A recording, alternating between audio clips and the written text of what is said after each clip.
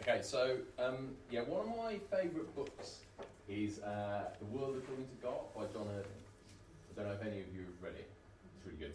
So this is kind of like The World According to James Robertson by James Robertson in like 20 slides, or I guess like 19 now.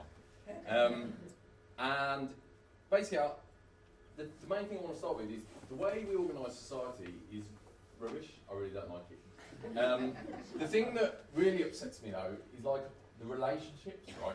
So the fact that our relationship with nature and the natural world is so bad that that we can do sort of this to it, right?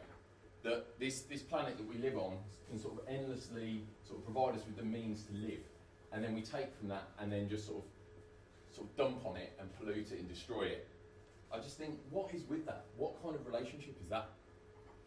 Our social relations are so bad that even though we live side by side on this planet, we think it's okay to share the wealth that we produce from it so unequally. So many people have so little, just so that so few people can have so much. What kind of relationship is that? Not sort of prepared to stop there, we then use our massive advancements in thinking and learning, science and technology to develop like weapons, which we then use to pour down yet more suffering on those people who live in poverty. Like, I just, you know, it really does just sort of astound me, basically. And what about our relationships with ourselves? Well, the fact is that's not too good either. So it turns out like the me society isn't that good for me either. Right? We're all anxious, we all feel sort of atomised and alone. Unable to kind of create meaningful relationships with each other. We then sort of do this, we like appetise our relationship. So this is someone talking to their granddaughter via televoid or something it's called. I don't really know what that is. But like, yeah, this sort of technology means that we're starting to lose our kind of grip on reality. So I suppose the next question is, why is it so difficult to change these relationships yet? Why is it easier for us to imagine to continue as we are, rather than, you know, which is basically to a point where we'll become extinct because we've made the planet uninhabitable. Why is it easier to imagine that than it is to imagine living in a different way with different relationships with people?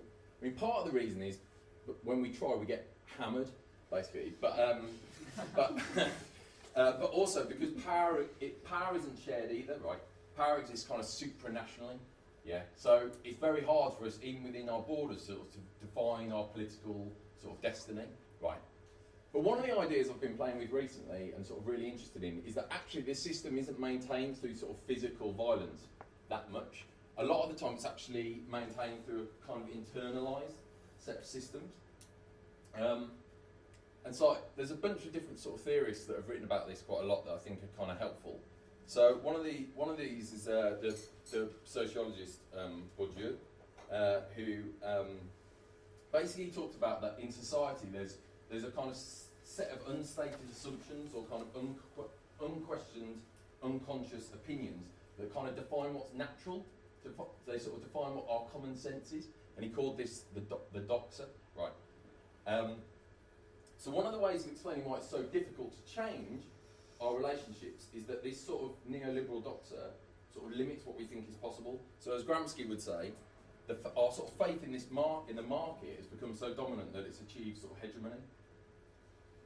So when we're presented with this question by climate scientists, literally change or death, although we don't necessarily choose death, we do find it hard to choose change because we can't sort of imagine how we would live in a different way, which I think is sort of, you know, deeply problematic. So the problem is that obviously education is an opportunity to sort of develop critical, reflective thinking, right? Which is a way of sort of challenging that kind of doxa, these kind of assumptions. It's a way of like emancipating ourselves from it. However, increasingly, that same sort of market logic is like seeping into the veins of a lot of the universities and colleges that I see. And so rather than challenging these assumptions that underpin this way of being, it actually sort of reinforces them and reproduces them. like the way that I've seen, the way that people think about education, certainly in higher education, has changed quite so significantly that basically we just sort of see it as doing this for people, just sort of like increasing their ability to sell their value in a sort of labour market. But I feel like if we lose this battle, if we surrender education to the market, we lose a source of sort of critical thinking that's so vital to imagining a different way of organising society. And I just don't think we can do that if we're going to sort of shake off this way of thinking.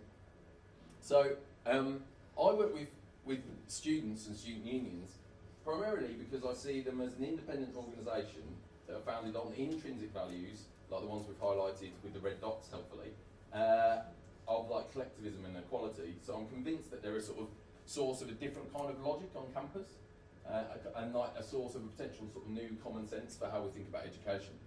This is not to say that student unions aren't sort of affected by this invasion of the higher education sector. You know, a lot of them do sort of struggle and behave a bit like sort of consumer rights champions. And a lot of what my work is about trying to help them operate as part of a broader social movement that operates in the interests of students and also the collective interests of society. And I don't really sort of see failure as an option, basically, because we can't carry on in the way we are, like, apart from anything else, nature won't allow us to. So I think education must challenge instead of reproduce the values and ideological assumptions that underpin these destructive relationships. And I really do believe that we can do it if we all try together. Thank you very much.